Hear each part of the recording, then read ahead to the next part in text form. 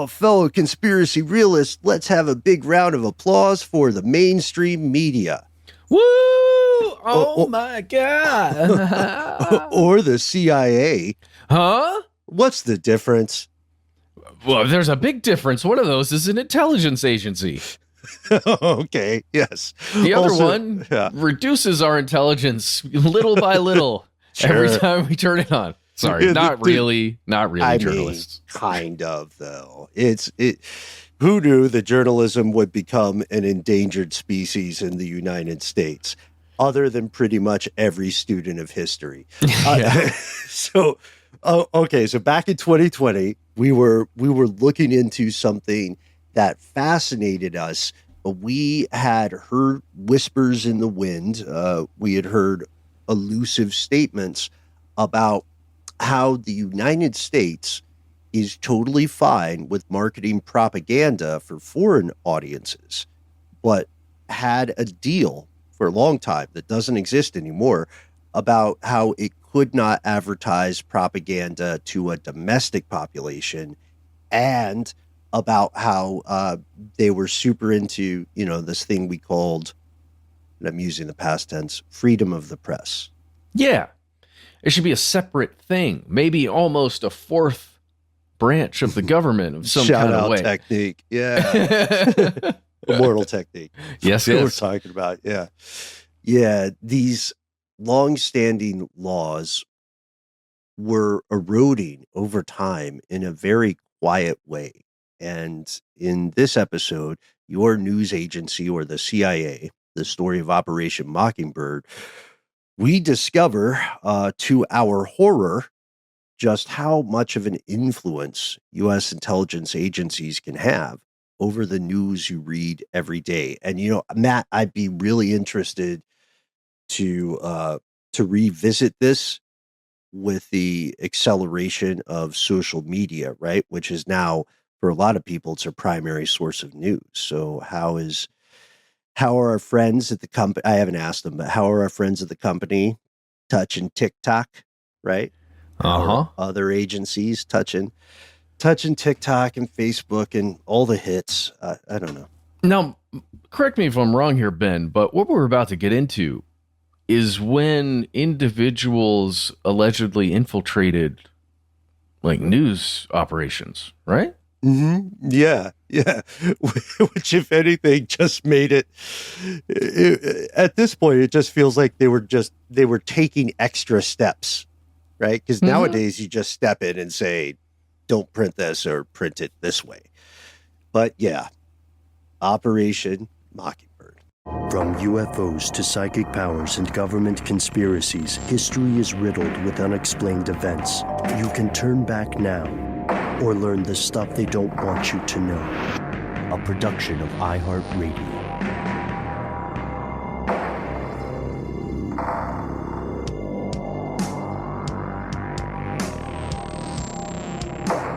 Hello, welcome back to the show. My name is Matt. My name is Noel. They called me Ben. We are joined, as always, with our super producer, Paul Mission Control Deckens. Most importantly, you are here, and that makes this stuff they don't want you to know. Now, we've been starting off and on with a Twitter roll call of sorts that we had talked about, just to keep everybody in touch as close as we can be during our days of quarantine. Wanted to shout out in particular Snake Pliskin, who just heard our episode on the smiley face killer theory. Snake, you said, hey, conspiracy stuff, I just listened to your smiley face killers episode. In the last 2 months, male subjects were pulled from the Milwaukee River. And someone else, Lindsay at Backstreet on Twitter, says, one of the guys, Luke H., was in my graduating class in high school. I remember he went missing. It was surreal seeing his mom on TV related to the smiley face killers. So it's interesting because, as we said in our episode, the vast majority of law enforcement believes there's nothing to the theory, but the two men who have been spearheading the investigation, themselves former law enforcement, are still convinced there's something nefarious afoot. What did you guys think about that when we looked into that episode? I mean, it's nice to have two people who have decided to continue looking into it, especially for, the individuals, like the families of the victims that are involved, just to have someone that it feels like they're in your corner. But, it did seem like a bit of a stretch when we did the episode. That doesn't mean it's, not real. It just means we don't have enough evidence at this point to connect everything. Yeah, I agree. I mean, it just felt like, the smiley face is such a ubiquitous, very kind of easy thing to spray paint on a wall. The existence of that, connected to multiple cases of drowning, which is also an easy thing to happen near a body of water, seemed like a real kind of shot in the dark to me. And it seems like that is what the evidence bore out, that it did feel like a bit of either a coincidence or just, somebody getting a little overly obsessed and wanting to find an answer where none existed. And that's certainly a thing that happens, Well said. Well said. And it sounds like we're all on the same page with this one. We have to add to that the enormous difficulty of proving drowning by homicide. But with that being said, of course, we want to hear your arguments for or against it. And we would, like everybody else listening, want nothing more than closure for the families who have lost these children. Today, we're diving into something that fellow longtime listeners will be more than familiar with, at least in principle. I mean, hot gosh, we're in a new golden age of propaganda. It's often said, right? Since before the 2016 election, or at least it looks like a new age. If you don't, as long as you don't dive too deeply. While we're saying we're in a new age of propaganda, it's interesting because it makes for a slick headline, but that's not entirely true. So here are the facts. If you've listened to this show, you know that propaganda is nothing new. Propaganda is something that's been around forever because we've always needed, we, as in us, every human, those in power or those wanting to acquire power have always needed a way to convince others that their way is the right way. And if for some reason you didn't check out our very first episode of Stuff They Don't Want You to Know in podcast form, you should do that now because it's all about the life and story of Edward Bernays, who is popularly known, lovingly known, as the father of public relations, i.e. propaganda. Right. Yeah. And you can read his work for yourself. It is surprisingly transparent because Edward Bernays felt like he was doing a good thing. He thought he was making the world a better place. You can find this stuff for free online. I'd like to recommend for anybody who hasn't read him before, checking out Crystallizing Public Opinion and, of course, his breakout banger, the single in his if his work is an album, the book simply titled Propaganda. I would also say he's a very clear and talented writer, and these are easy reads. It's not like slogging your way through Kierkegaard or something like that. And he will be by no means the only author you find writing about propaganda or writing actual propaganda if you look on the internet these days, because it is chock full of propaganda. As a matter of fact, propaganda has become increasingly weaponized. It's a crown jewel in the world of asymmetrical warfare. And I have this in the notes, but just for anybody who's like heard the term propaganda or wondering what it means, propaganda is information. It's not always untrue. But propaganda is information with an agenda. It's biased, it can be misleading, and it's meant to make you feel, as the reader or the viewer or the audience member, that what you're being told is leading you inevitably to an obvious conclusion, but that conclusion is not always the truth. It's very tricky. And well, it exists. We're talking about it existing now in modern days, and the internet being chock full of it. You can slightly put a twist on anything that gets released from a public relations perspective, whether it's the messaging within let's say a company and the way it portrays itself in advertising, or especially a candidate and the way they are portrayed within an election year. Well, yeah, I mean, the term is spin, right? Spin is literally taking a truth and twisting it. That is what spinning something is. It is a way of changing the way a thing is perceived, or quote unquote, getting ahead of it, which can basically mean controlling the narrative. It doesn't necessarily mean that it's outright lying. In fact, it's probably a bad idea to outright lie in propaganda, because you can call out a lie. You can't call out a cleverly, strategically placed partial truth quite as easily, can you? Right. I think I mentioned this in an earlier episode, but it always makes me think of that fantastic line from Emily Dickinson, tell the truth, but tell it slant. And you see more and more of that. I want to arm everybody who's been reading a lot of news, especially political news, with an easy tip to find stuff that maybe, if not propaganda, just opinion masquerading as fact. You'll notice this when you see by the verbs you see in headlines. Like, have you ever read something where it says like, politician A slams country B's announcement of blah, blah, blah, or they slam, or they blast, or they, excoriate, whatever. All when they're putting in those action verbs, that is the spin. That is part of the narrative they're trying to make you agree with. And it's weird because typically here in the US, before and after the advent of the internet, when we would hear about propaganda, it would be portrayed as something that other countries do, right? You might, for example, remember hearing a news anchor saying something along the lines of, look at all this crazy disinformation coming from Russia.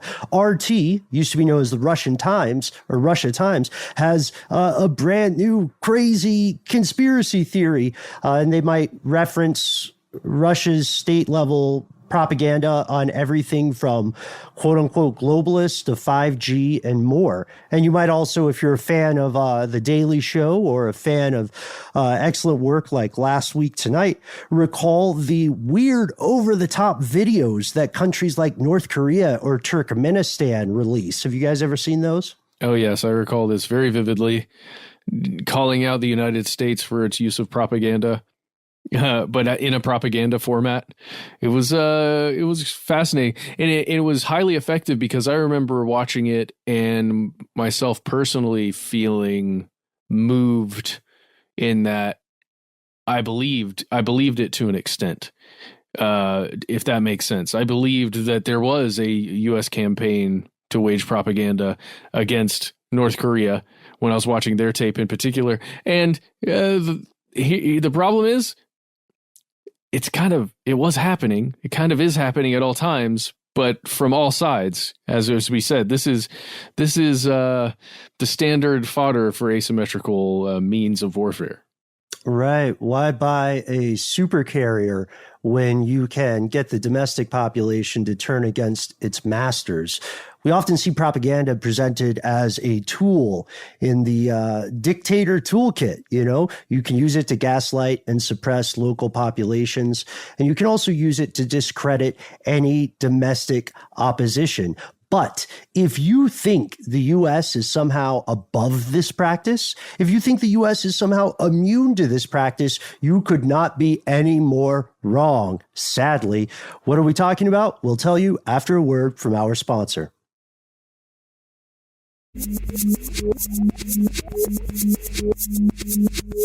Here's where it gets crazy. No, hold on. Hold your horses, hold mine, hold the stable, you might be saying. Domestic propaganda? Would the United States of America really be allowed to gaslight its own citizens? No way. There should be a law. There should be a law, especially because we're talking about the United States government. The entity that we all prop up every time we pay our taxes, the thing that we make happen that works for us, ostensibly, on paper. Yeah. And like, private entities are a different thing. Everybody expects propaganda from private entities. We just call them advertisements. Wendy's released this amazing mixtape a while back. That's definitely propaganda. Burger King wants you to think that McDonald's is garbage. That's propaganda too. But it's different. When, as you said, Matt, there are tax dollars involved, and there was actually a law. It's called the U.S. Information and Educational Exchange Act. Its street name is the Smith-Mundt, M-U-N-D-T Act. This is the legal authorization for propaganda activities conducted by the Department of State here in the U.S. I say here in the U.S. The Department of State is based in this country, but Smith-Mundt is greenlighting what could be euphemistically called public diplomacy.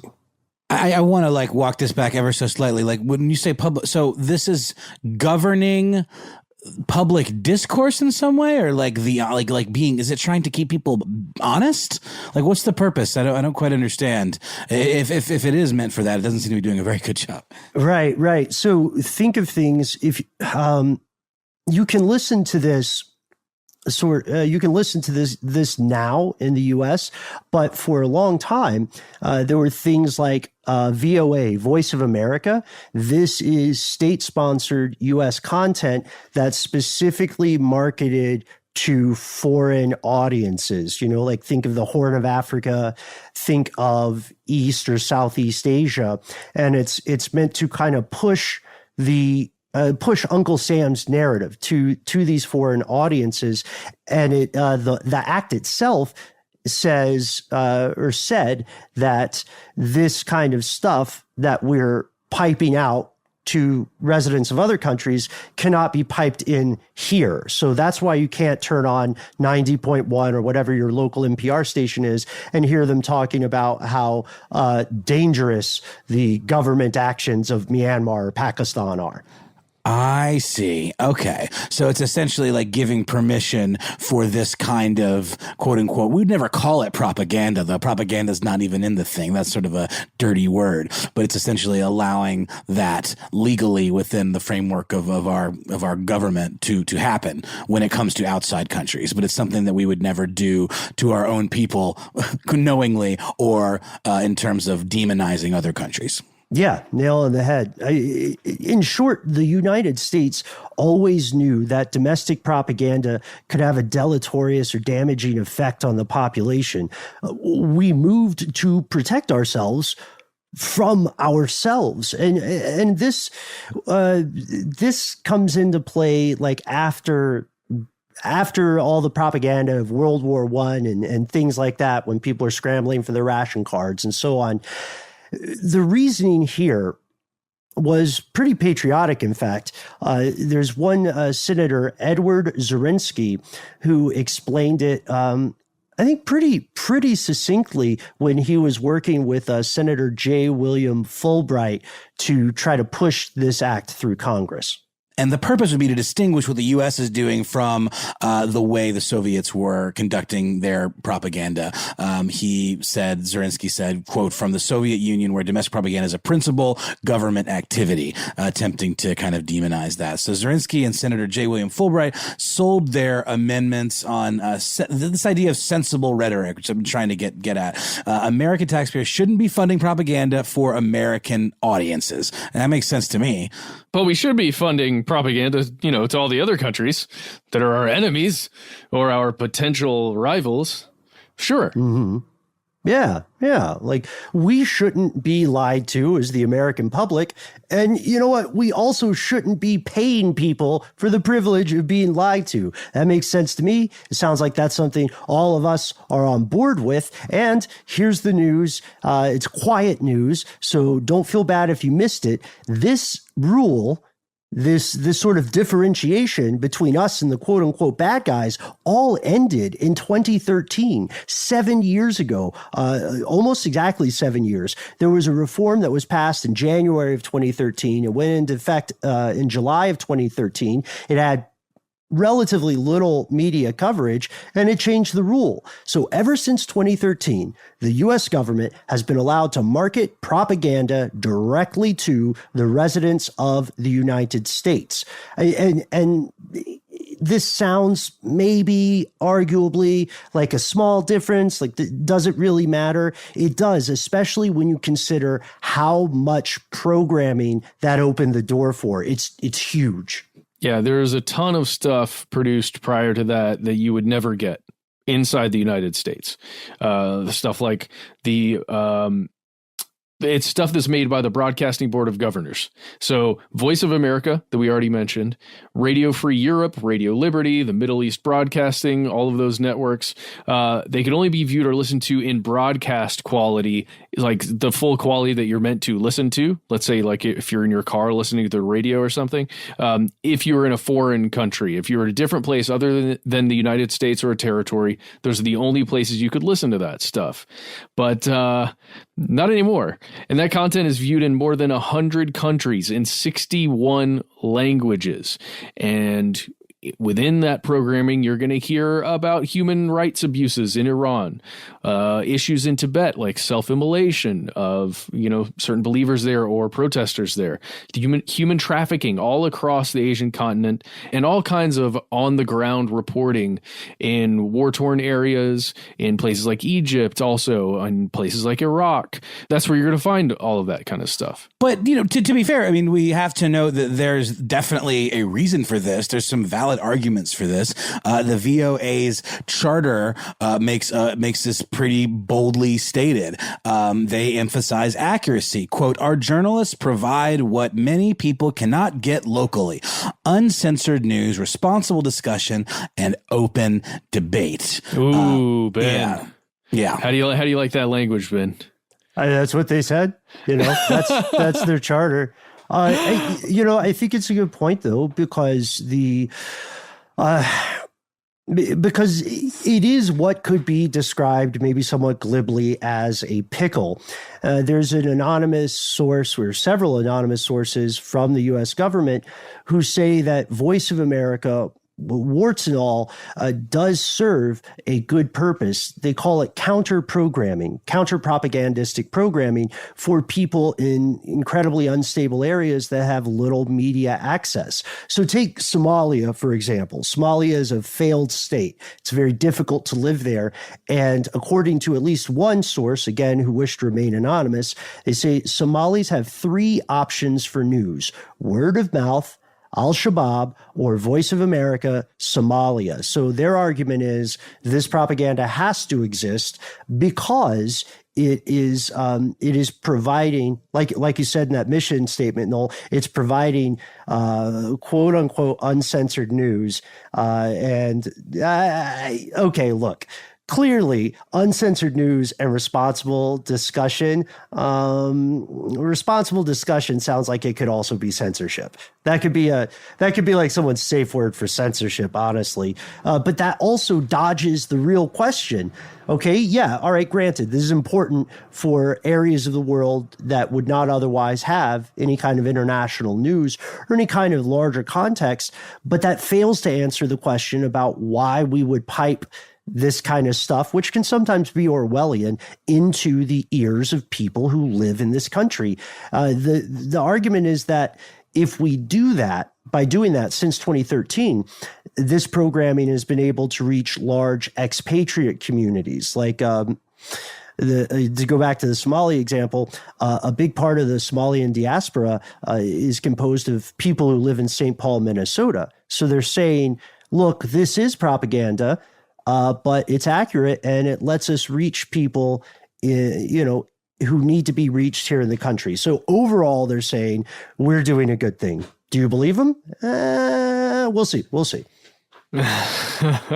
Proponents who argue in favor of Voice of America and similar propaganda enterprises produced by the U.S. government say that they are transparent. As a matter of fact, a spokesperson for the BBG, the Broadcasting Board of Governors again, named Lynn Well, would not even call what the organization does propaganda. Instead, she said it's an argument for transparency. She said, look, this is overall a good thing. Quote, now Americans will be able to know more about what they are paying for with their tax dollars. Greater transparency, she says, is a win-win for everyone involved.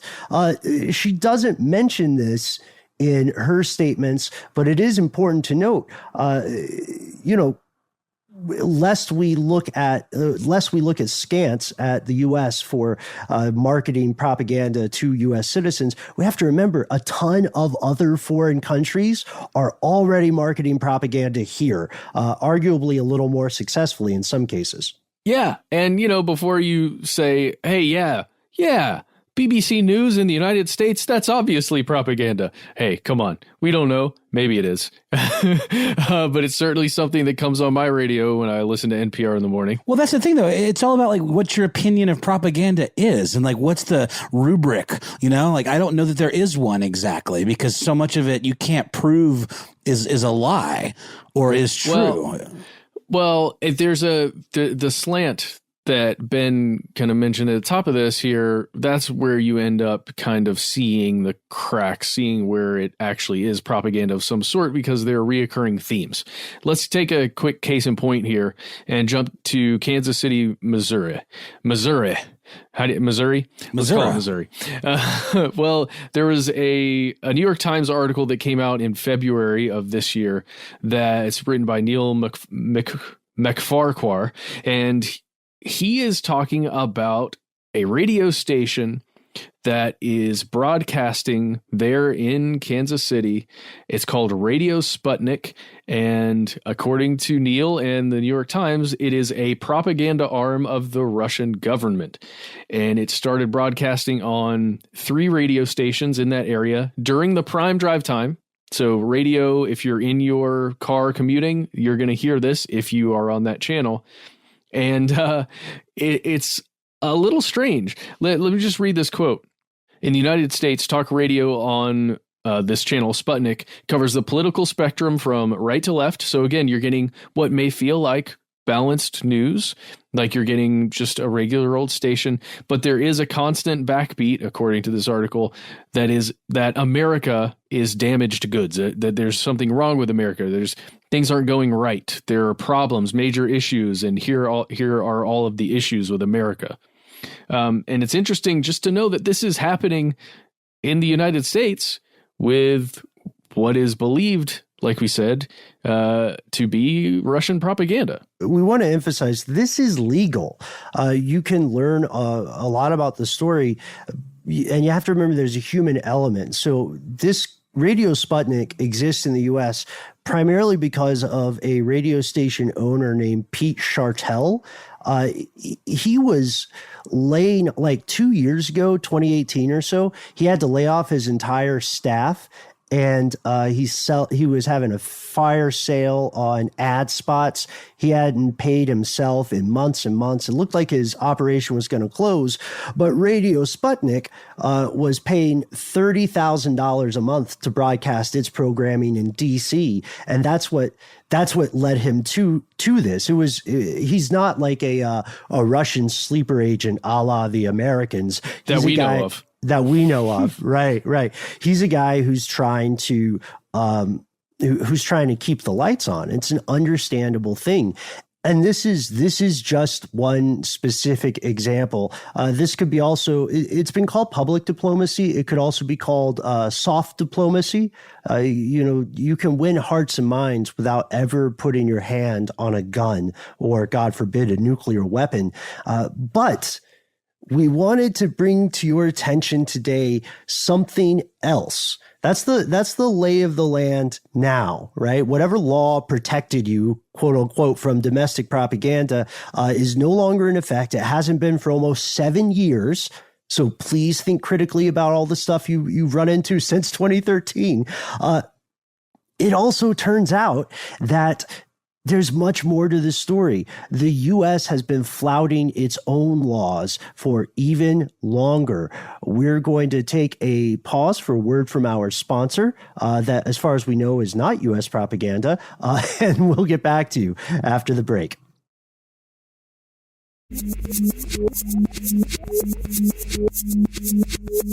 Here's where it gets crazier, actually. Much crazier. Oh, what? Yeah, we've got double the crazy here. Is that a first? I don't know. It's a double mint of crazy, though, for sure. the U.S. has been conducting this domestic propaganda kind of operation, these sorts of endeavors for decades and decades, since your grandparents were alive. Easily, if it's the easiest way to crack this one open is to start with two words: Operation Mockingbird. Yeah, Operation Mockingbird was a secret campaign by the U.S. CIA designed to influence the media, our media. It was started by Cord Meyer and Alan W. Dulles, and later run by Frank Wisner after Dulles became the head of the CIA. On paper, it was all about fighting communism, fighting the Reds, the Ruskies, and promoting Western values. Wisner was told to create an organization that concentrated on, quote, propaganda, economic warfare, preventative direct action, including sabotage, anti-sabotage, demolition, and evacuation measures, subversion against hostile states, including assistance to underground resistance groups, and support of indigenous anti-communist elements in threatened countries of the free world. Hold on. Let's unpack this. So this is like a free reign to kind of collude with other countries in like an effort of covert warfare back against our own country. Yeah, this is a quote that directly speaks to our earlier episodes on why a lot of foreign countries don't trust nonprofits. This is a war of ideology, and Wisner is tasked with controlling the narrative in the U.S. and later franchising or expanding into a global war. So that's why, like underground resistance groups, that could be anybody from transparent political opponents of a regime to a student body that gets radicalized. Wisner also is pulling journalists from the U.S. Who are accredited and who work at some top-notch publications of note here, and he's getting them to help fight the battle at home. He turns a guy named Philip Graham at the Washington Post, and he has Graham run this project within the journalism industry, and Graham starts recruiting other people. There's a laundry list of names who may be familiar to our fellow listeners who are history buffs into the murky world of spycraft. We're talking about people like James Truitt, Russell Wiggins, Phil Guilin, John Hayes, Alan Barth. And here's something important.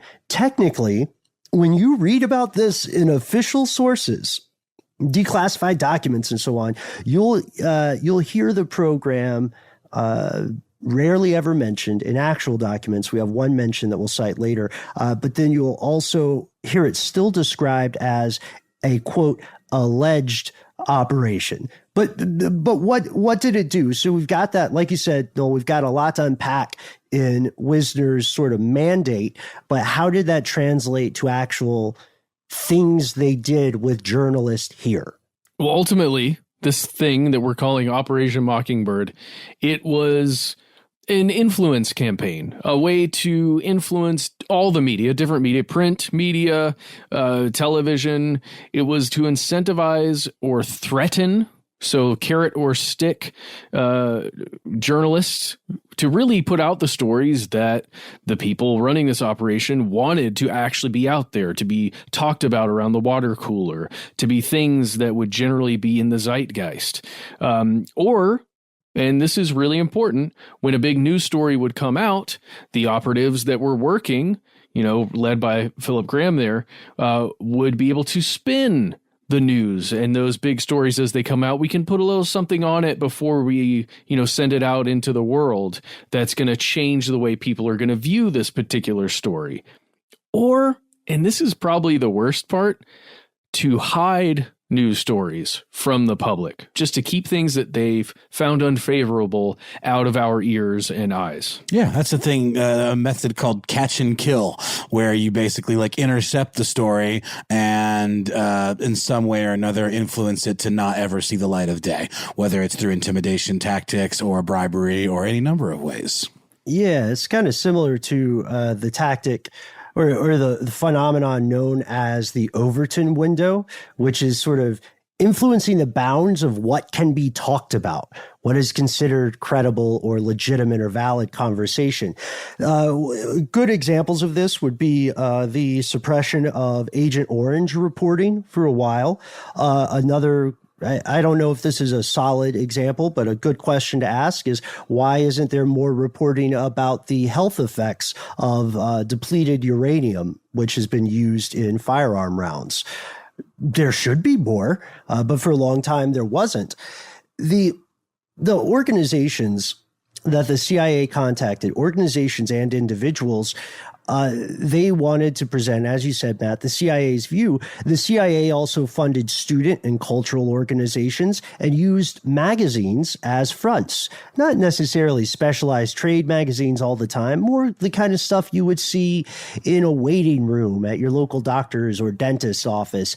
And then as it developed, kind of like you said, Noel, it started to franchise out. They would work to influence foreign media. They would work to influence political campaigns in other countries. And this was all, by the way, this was all just like gravy on the meatloaf that was other illegal CIA operations already happening. Sorry for that painful comparison. I didn't get lunch today, so I'm all my comparisons are like food-based for right now.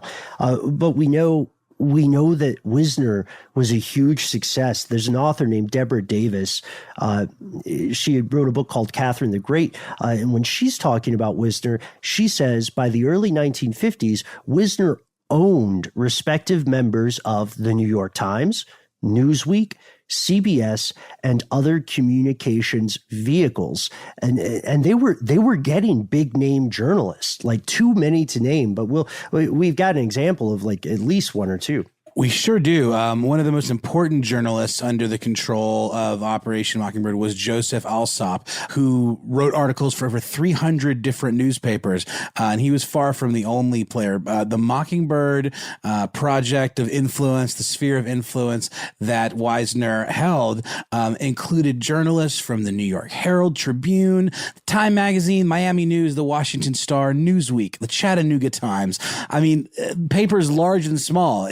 None were too insignificant. The whole idea was to influence broadly and also narrowly if needed. The list goes on. According to a guy by the name of Alex Constantine, who wrote a book called Mockingbird, The Subversion of the Free Press by the CIA, in the 50s, he says, quote, some 3,000 salaried and contract CIA employees were eventually engaged in propaganda efforts. That's not insignificant. Ben, we talk about the idea of illegal CIA operations. It's just, that's always interesting to me to hear that because, isn't it like, it's just extra legal kind of, right? The idea that it's illegal, it's almost a misnomer kind of, because it's like, it's obviously got the sanction, the blessing from someone that's a very on high, I always wonder about that. Yeah, it's the Congressional Military Industrial Complex, right? That was the original phrase Eisenhower was going to use, but it got edited out of his speech, so he doesn't mention Congress in it. Yeah, there's so many moving parts to an organization the size of the U.S. government that there are inevitably going to be contradictory agendas, and if you are able to pursue what you see as the greater good, and there's only one or two pesky laws stopping you, then wouldn't you put doing the right thing over following some sheaf of documents that's rotting in a dusty hall? Even if those documents are things like the U.S. Constitution, it's very easy for very intelligent people to rationalize all sorts of horrible behavior.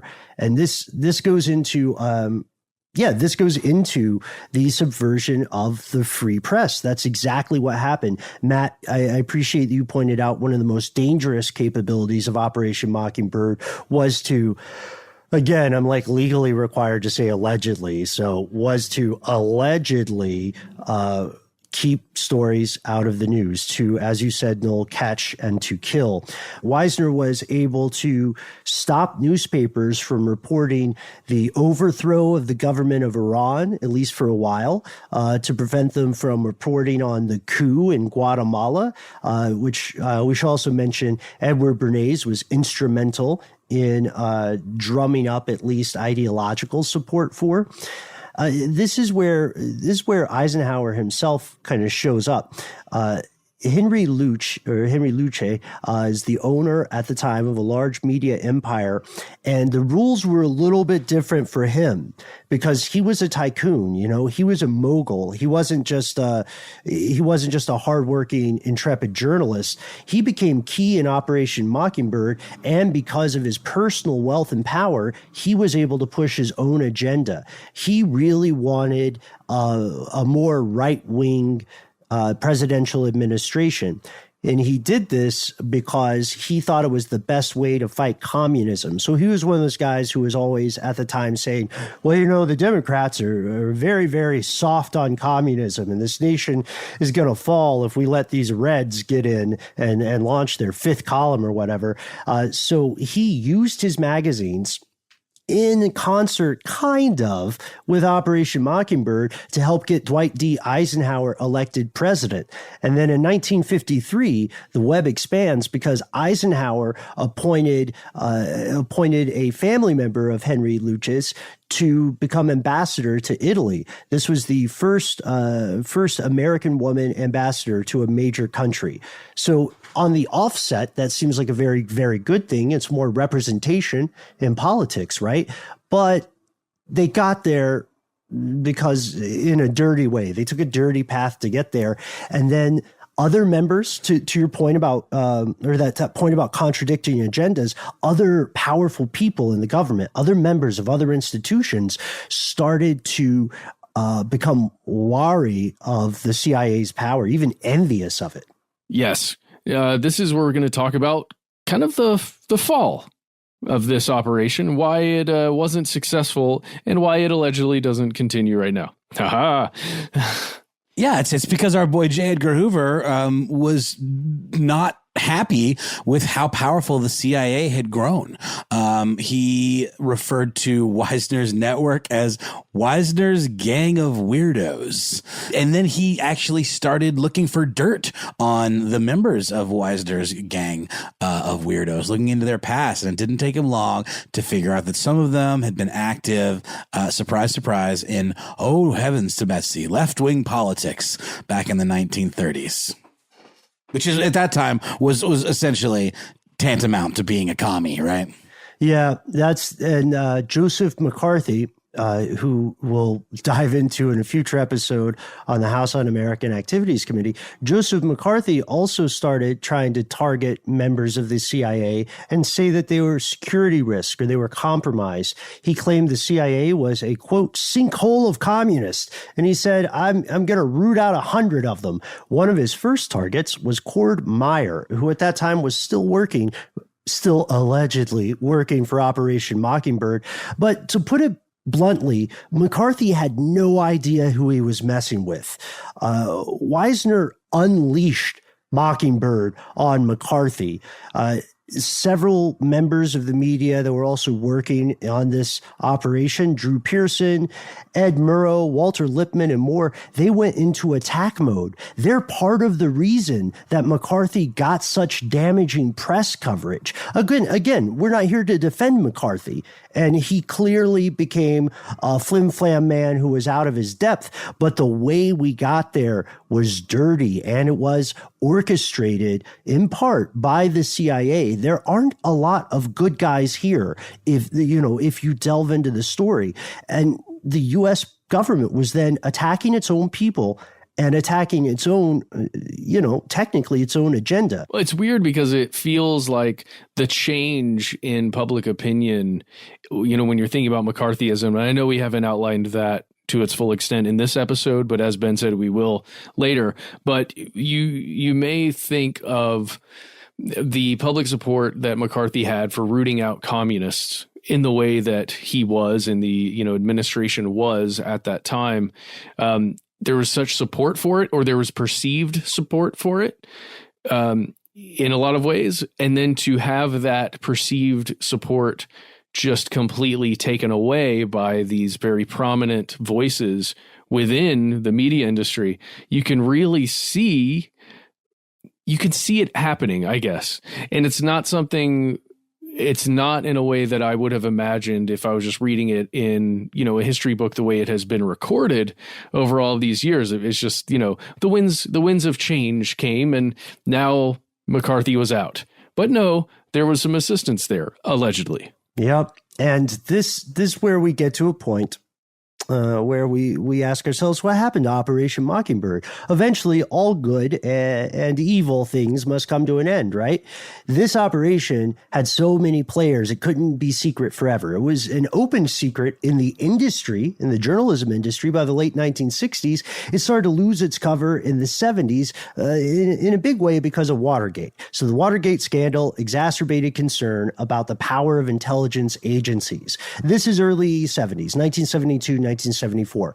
Congress was becoming concerned that the president would be able to use the powers of the intelligence networks for their own nefarious ends. And then this all hits a powder keg moment when the famous reporter Seymour Hersh publishes his 1975 expose about CIA domestic surveillance, which, fellow listeners, you've heard us talk about that before.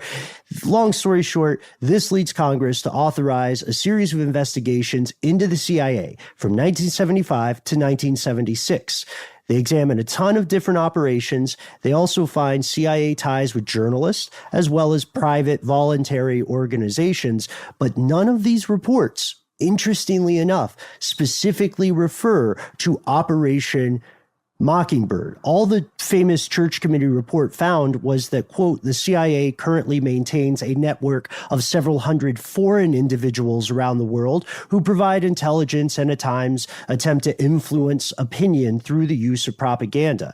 And this is weird, because the CIA already knew the heat was coming, and they had begun restricting their use of domestic journalists and foreign journalists, at least according to them,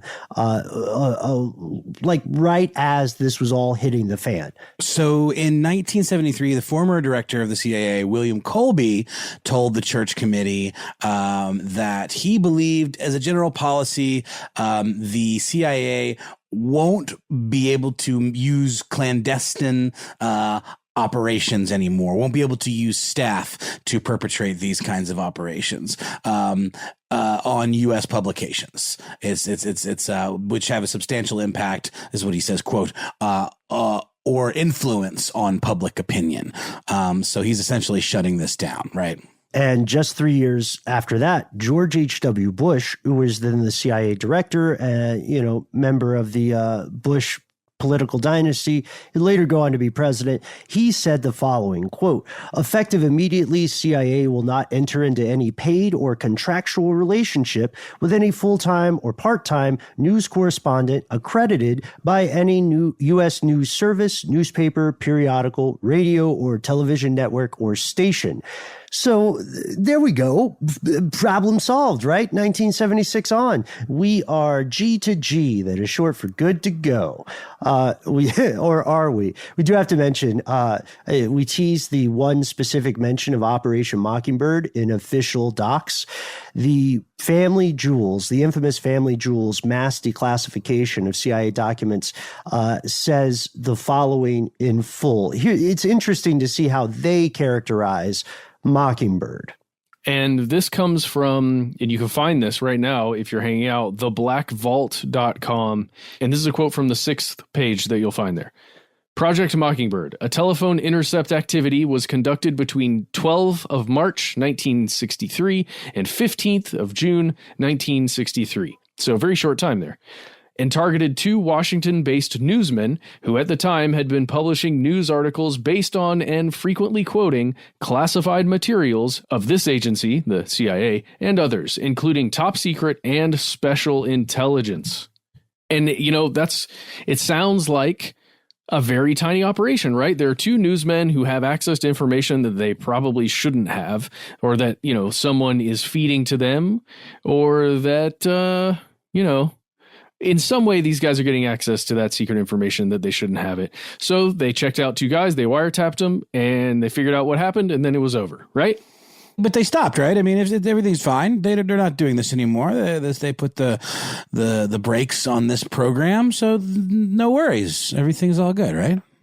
Yeah, that leads us to our conclusion. And we wish it was a little bit different, because the answer really to that excellent question is not so fast. Decades have passed since the mid 70s, but numerous people, some of your faithful hosts included, believe this program never really stopped. And it's easy to see why a lot of people believe that. This is the era of fake news. After all, maybe we don't even need the CIA to conduct this anymore. Maybe the massive consolidation of media conglomerates alone has led to more effective control over more media than ever before. The thing is, you'll notice that mention from Family Jewels talks about a Project Mockingbird. We're talking about an Operation Mockingbird. That's the closest we could get. And they sound like very different things. They sound like completely different things. One is feeding information to the press. The other is trying to figure out how the press is getting all this dang information. So maybe Operation Mockingbird was happening, and then Project Mockingbird was to figure out what the heck was happening with the operation. I mean, honestly, because the people involved, Robert Kennedy, Robert McNamara, huge names. These people are involved directly with the tiny snippet we talked about, Project Mockingbird. Joseph Carroll is involved. I mean, it's so insane to imagine if Operation Mockingbird was real, absolutely was real, just full stop, and they were doing all these things. Who knows exactly how many people were involved and would have information about this compartmentalized activity? It's that whole thing where maybe the left hand has no idea what the right hand is doing. Yeah. And then the big question is, if you had this tremendous network, this infrastructure, and you knew that you were on the verge of discovering technology that would give you even more control, why the hell would you walk away? It's a question that can't really be answered. And if you dig into Operation Mockingbird, you'll see that it's still legally, again, an alleged operation, but there's no solid cutoff date other than the 1970s statements that we mentioned just a few minutes ago. You will not find an official end for this thing, because this thing doesn't officially really exist. So this is where we leave it to you. What do you think, folks? Operation Mockingbird, is it a small-time conspiracy to hassle some journalists? Was it a deeper conspiracy to rule the mind of the public? Was it a conspiracy that never actually ended? We'd love to hear your thoughts. Yeah, you can reach us in the usual ways on the internet at Facebook, where we have our Facebook group, Here's Where It Gets Crazy. You can also find us on Instagram and Twitter. It's some combination of conspiracy stuff show. We also have a telephone number that our good buddy Matt is kind enough to sort of be the gatekeeper of. That's right. Our number is 1-833-STDWYTK. Leave a message. We'll hear it. whatever you want to say, whether you want to talk about this episode or one you want to hear in the future or a past episode, or if you want to talk about Noel's awesome hats that he wears on Instagram all the time or that he's wearing right now, Ben's sunglasses that he's wearing while recording an episode of Stuff They Want You to Know because you got to be BA while you're making this show. I've got a Magic the Gathering background on Zoom right now. Actually, all of us have really nice psychedelic backgrounds right now. Call us and talk to us about that. What should we put in our background when we make these episodes? Too much? Okay, let's move on. I think it's the perfect amount. You hit the Goldilocks zone with that one, old friend. But wait, you might be saying, I hate social media. I don't get it, or I hate talking on the phone. It's 2020. But I have something important that you or my fellow listeners need to hear. How do I get in touch with you? Well, we have good news for you, my friend. You can reach us directly 24/7 at our good old-fashioned email address, where we are conspiracy@iHeartRadio.com.